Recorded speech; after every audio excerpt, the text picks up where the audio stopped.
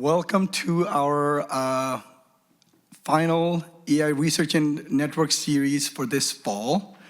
And briefly talking about the AI Research and Network series, the initiative is around showcasing interdisciplinary research and amazing cool research that's happening at Elon, and highlighting that research so that we're not just talking in silos, but we're inviting opportunities for people to collaborate, network, and find opportunities such as writing grants or working on projects together. So that is the intention, purpose, goal behind this initiative.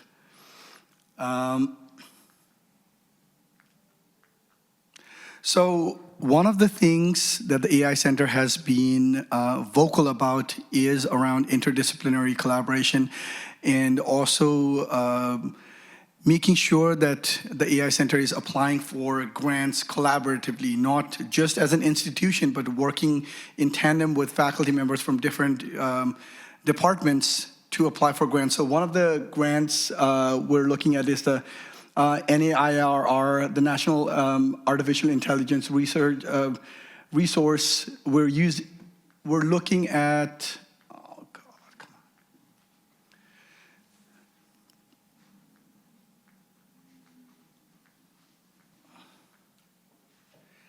So we're looking at a couple of grants on that, in that front, and as you can see, NC State, they have received a $15 million grant. And this upcoming year, our plan, the AI Institute Center's plan, is to work with faculty members to apply for those grants collaboratively. So last year we also did the AI Pedagogy Challenge, and what we are following up with is the CAA, Coastal Atlantic Alliances. We're doing the AI Champions project this year. So if you have submissions, please make sure that you submit it by December 5th. So, and with that, today, we are pleased to welcome Keshia G., Assistant Professor of Dance at Elon University and Coordinator of the African and African American Studies minor. Her work blends dance, culture, and technology. One example is her interactive textbook, Roots of Rhythm, an introduction to West African dance, which uses digital music, song tutorials, and an animated avatar to make movement more accessible. Today, Keshia will show how digital resources can enrich embodied learning and widen access in dance education. She will highlight her case study in West African dance, where she addresses the challenges of oral transmission and polyrhythmic complexity, and share how thoughtfully integrated tech supports memory, engagement, and inclusion. Expect practical strategies for both hybrid and in-person classrooms focused on fostering equitable learning experiences. Please join me in welcoming Keshia G. Awesome. So thank you for coming. So I'm gonna, with this presentation today, I'm gonna shorten it just a hair, which I think will be super easy to do.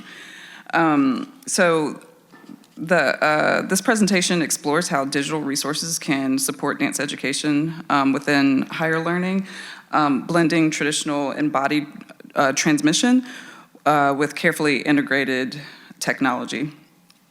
So I always start out saying, imagine being able to see a virtual dancer performing a routine in front of you, offering another angle to your practice, or using AI to analyze your movements to help you refine alignment and timing, all in real time.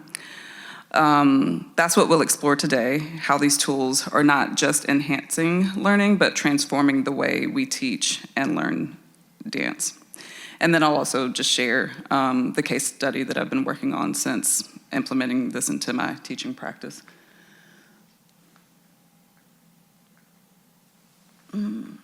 So how did I get here? So I teach a myriad of courses at Elon, but my area of expertise really lies in traditional West African dance. So I will speak about West African mostly, but you can apply this to any dance genre, I believe. So the crop of students that we get at Elon, most of the students, or at least traditionally since I've been here, come from up north, and they're all big time like competition dancers, which means that they know a lot of tricks and they can get their legs like behind their head and do all kinds of like really cool things, and their points are like which means nothing in West African practice. It's very grounded, and so this crop of students that comes in every year, we average about anywhere between like 14 and 16 students in our BFA program. They get me their very first semester, and they look like deers in headlights, and I'm like, and most of the time I leave first day of class like, I don't think I can do this. But somewhere around midterm-ish, I start to see some light bulbs go off and realize that it's working, right? Most of them don't understand polyrhythm. And from what I've been seeing on, I think there's a disconnect between dance studios in people's hometowns and what you actually learn inside of a higher education dance program, right? And so from what I see, students go from trick to trick to trick to trick inside of these dance competitions. And that's just not helpful, right? Inside of this institution anyhow, or at least in my classroom. I also West African dance practitioners are becoming the new unicorns. So there's about 10 of us nationwide full-time. And we all know each other. So I'm one of 10 or 11 people that are teaching this full-time. And so trying to figure out how to, because we understand that West African dance is a foundational practice that should be studied. It is the foundation of many of the things that the students want to do post-graduation, like commercial dance, anything dealing with hip-hop, Broadway, I can trace it back to West African dance, right? And so we have to figure out how to get that across to students. As far as music is concerned and polyrhythm is concerned, I understand what it feels like as a student to not only just not understand what polyrhythm is, I feel like I had that as a college student myself, but to be shown material really quickly, because you only have an hour and 40 minutes, right, to get the point across. But I noticed that there were students that might be neurodivergent, and I myself am neurodivergent. And so there were some students that in the past where I went up and started to play the rhythm on their backs, right? And all different sorts of tricks that I kept trying to do to get the point across. And I started to look into, and then lastly, we're also up against students traditionally this is an oral practice, and so it's handed down orally and orally. And so if a student is also enrolled in chemistry and math and English and some other kind of dance practice, that they have to do ballet and also modern in one semester, it is a challenge for a student to remember and retain the information that I'm giving them from class to class. So I started to dig into, this was really, it was birthed out of survival and trying to figure out how I can get students to retain information from session to session. And so I started to dig into 4E Cognition.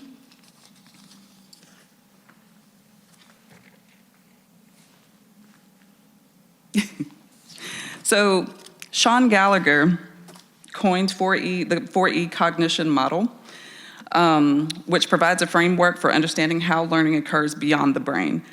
Extended cognition is what I really hone into, suggests that cognitive processes can be distributed across the brain, body, and external devices, and is particularly relevant to dance education. When students use external tools like digital recordings to reinforce classroom learning, these resources act as extensions of their cognitive processes. So I would argue that mirrors are a part of their extended learning, a part of their brain, right? And we all were probably told by our parents that like you will maybe you won't have a calculator, and so you have to figure out how to use these math problems, right? Or these formulas. And now newborns are coming out like doom scrolling, right? So, but I think my fear in putting this out to the entire dance world was that I would have some pushback because of the tradition and how it's traditionally handed out orally. But I think that it is the same in the sense that, students are now using smartphones, students are using laptops, students are using, other devices, and I think it can also be viable for dance as well.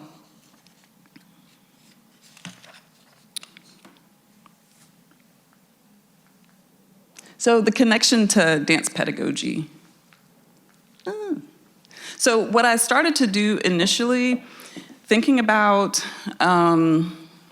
cognition and how to get students to be able to retain the information that I'm giving them, because students are not just doing dance technique, but they're also having to understand the polyrhythm, the music that's happening in class. Traditional songs are also connected to West African dance practice. And then the cultural significance. Why are we even doing this in the first place? And so what I started to do initially was I would Zoom classes because it was a little bit unrealistic to think that I was going to set up a camera in class every single Tuesday and Thursday. I don't have that kind of time. And then take that footage and probably upload it somewhere and try to send it back I just didn't have that kind of time. And so what I initially did was I started to Zoom sessions. And then at the end of that session, I would get a link because I was saving it to the cloud. And so I would just pop that link into Moodle and say, this is your class today. And I noticed an immediate shift in the students retaining information because they would look at that video before they came back to class. Where it was a problem was the sound. So Zoom is trying to suppress sound. And so it sounded like the drummers were underneath like a swimming pool. And it was like, super blotchy.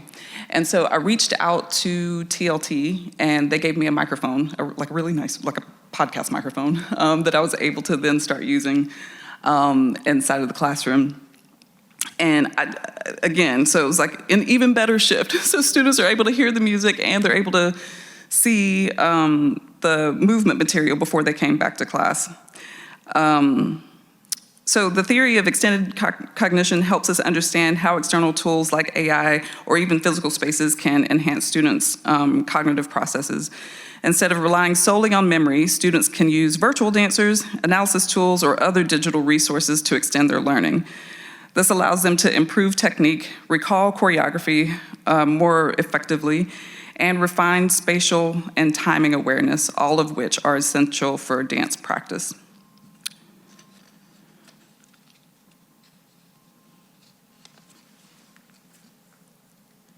Oh, and how do I hit? Oh, okay. So this is what the students are trying to retain. So this is what happens on a daily basis.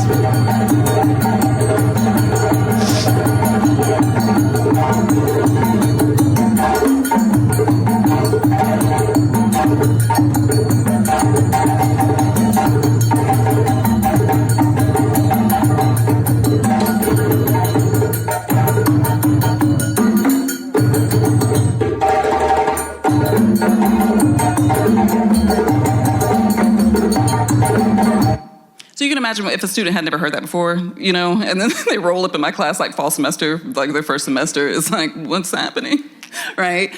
But having the video that they can listen to it, they can listen to it at home and see their own feet. They see me going down the floor.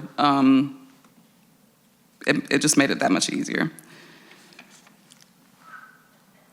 From there, what I ended up doing was, so I'm trying to figure out how to house all of this in one space. So you have the videos, but then I'm questioning how students are not only just putting it on their bodies, but how they're retaining this. So it's not, we're packing thousands of years of traditional information, movement practice, music into Studio A on Tuesdays and Thursdays at 10:30, right? And so I ended up creating this document. It was called the West African Dance Toolkit. And so in it, I mean, it was a lot more than this. These are just some of the highlights. But I would hand this out to students at the top of the semester, and they had access to the map. So when I'm talking about, I mean, I do traditional dances from Guinea, Ghana, Senegal, Mali, right? When we're talking about the various locations where these rhythms are coming from, they're able to actually look at it and see in real time, right? They have instrument vocabulary, so they understand like what they're actually playing and what instruments correspond to which dances, right? Because we don't use all of these instruments in one class setting. Movement vocabulary, there are things that I say inside of the classroom that possibly don't make sense. West African dance is not codified in the same way that like a ballet is. So I can stand here and give someone instruction for an entire ballet class and never move. West African dance is not like that. And so I've created my own terms, and there are terms that have been handed down to me that we use inside of the classroom, and so they have that there. And then they also had all of these links. I recorded the warm-up that we do every single class. I videoed a friend of mine playing the break for every single rhythm that we would be doing, and those are just like on YouTube links there. Oh, the break is like our 5, 6, 7, 8 in West African dance, by the way. They had access to songs and what they sound like, the tune, and then they also had videos of different dances that we do inside of the classroom. Not us doing it, but other performances or it being done in West Africa. And they also had a place to take their own, So here you'll see it's important to keep record, and that was like a sample of what the students, how the students could fill that information in, but there were blank pages where, you know, when I was introducing a new rhythm, they could fill in all of the information there.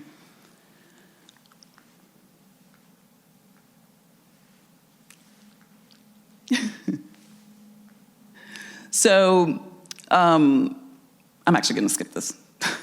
So, the West African Dance Toolkit, I ended up applying for an FRND so that I could enhance it even more and see if I could, you know, pay folks to not just have like our 5, 6, 7, 8, what we call the break, and not just like I wanted to record more songs, and I wanted to like record lengthy versions of the material, like the music that we would be practicing.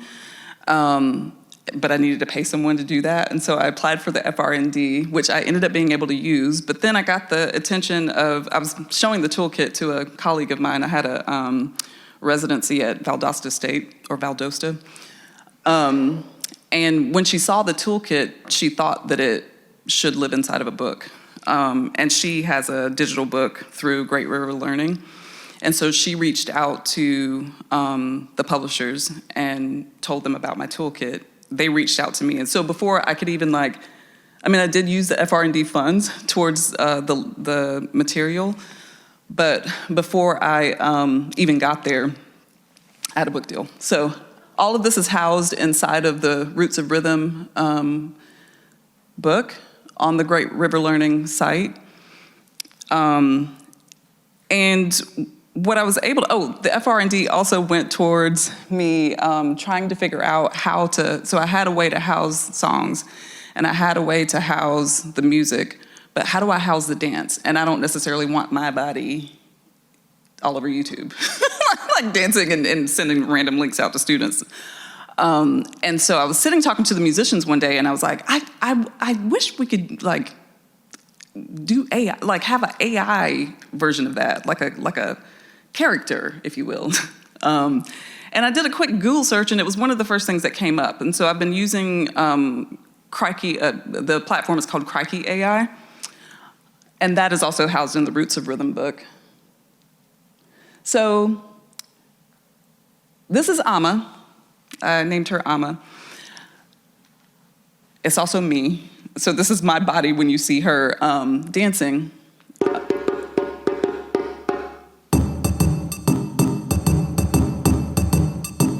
So Amma can give you front, side, and back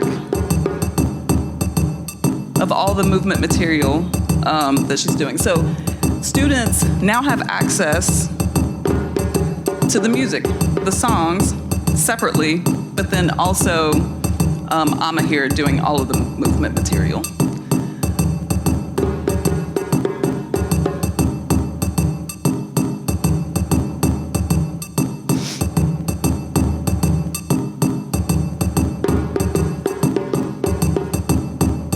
That's the end of that. Okay. So I won't show all of these videos, but you can see, I think,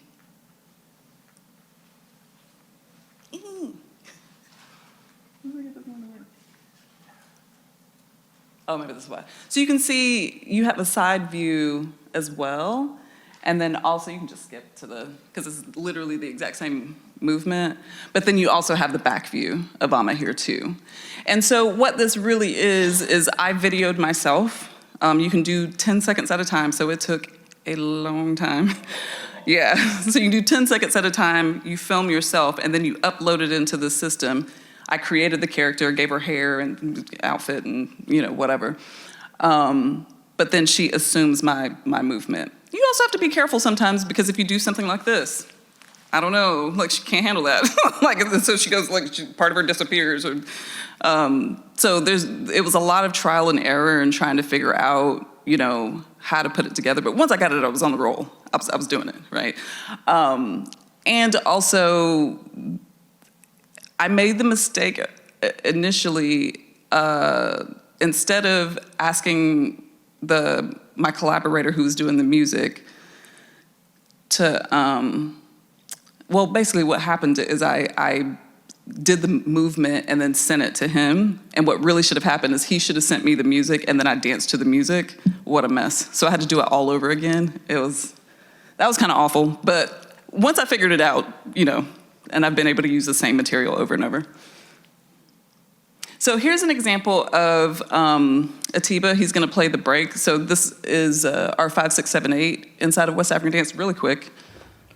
Kasa, break. 5, 6, 7, 8. 5, 6, 7, 8. So students have to listen for this. 5, 6, 7, because no one is going to yell out 5, 6, 7, 8. They have to know that this means go, right? Sorry, sangban part. This is the thing that keeps the student on the timing for each rhythm. The music sound is not very good on these videos. I'm sorry.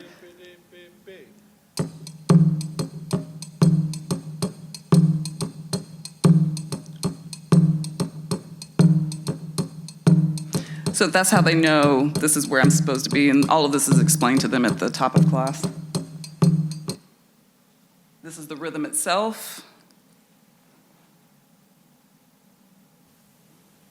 Kasa, rhythm.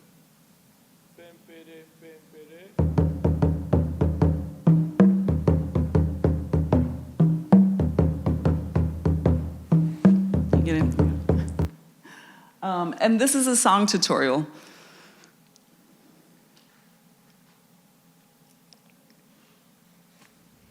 Kasa, song. So for each rhythm, a student now has a closed caption song. They know when to respond because he's pointing at them. We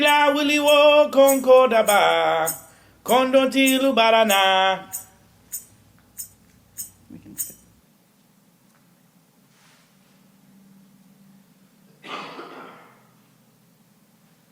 So for every rhythm that we do, so that was Kasa, you now have Amma who's dancing it. You have the break for Kasa, which is different from other breaks in different rhythms.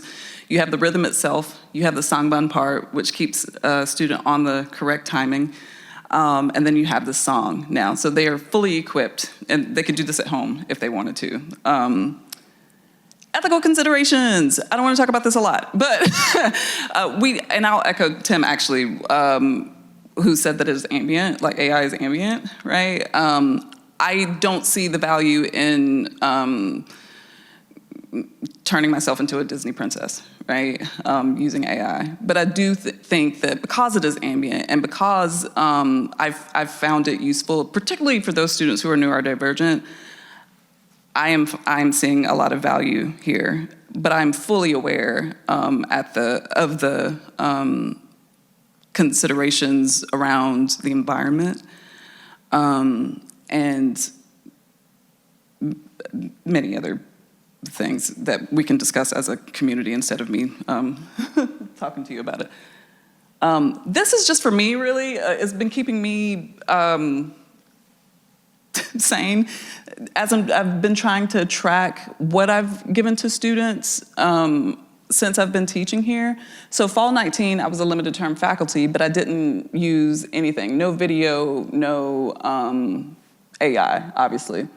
I started using video in the fall of 2020, and whereas I used to be able to, I would only be able to teach maybe 2.5 rhythms in a semester, maybe.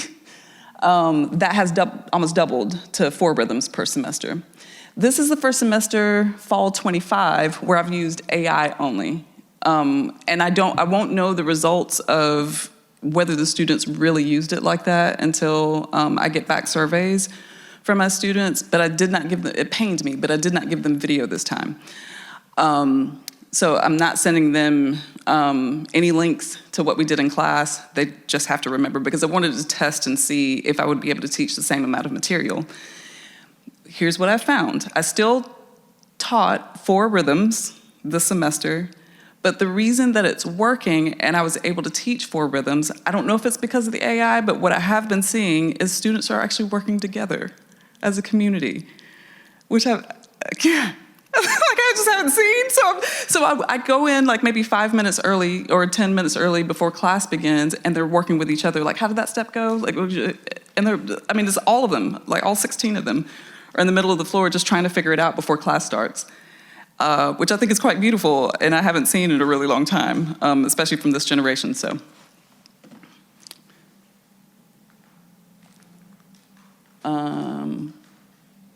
I think this is where I just usually, okay.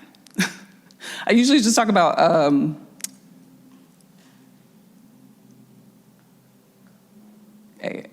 the programs itself there. So, in all, I have found, in making this a little bit shorter, I have found this to be useful. I have presented it in a couple of places. Around other dance educators. I've applied to present this. I don't know if I got it yet, but I did apply to present this at the Collegium for African Diaspora and Dance in February, and that was a brave step for me because I'm terrified. So I've presented it at the North Carolina Dance Education Organization. I also presented it at the national conference as well. I got really good feedback where I was actually really scared. Only because I felt like there might be pushback that AI is taking over dance, and I don't know. But I actually received like wonderful feedback, and folks also wanted to use Crikey as a result. I will be hopefully going to CAD to speak with folks there. Now these are predominantly Black practitioners. And I will be interested to see what they have to say about merging traditional West African practices with digital, with these digital resources. We'll see. But I have found that my job is a lot easier, and where I thought maybe this is not that great of an idea to put these students in my class their very first semester, I'm seeing it work. And I've seen proof that it really is helping students adjust to such a drastic difference in what they've been doing over the course. I mean, most of these students have been dancing since they were 2, you know? And for those students who identify as neurodivergent as well, and who let me know that, right? Because I don't know everything about every student. But anyhow, I have found it useful, and this is what I've been doing. And I think next steps, I got funding to purchase a Rococo full motion capture bodysuit. And I did purchase it. I haven't used it yet, but that would be the next step. And so I would be more than happy to check back in whatever I get that. Right now, it's still in the box in my office. So, yeah. But thank you all for listening and for being here. That is all I have. Thanks.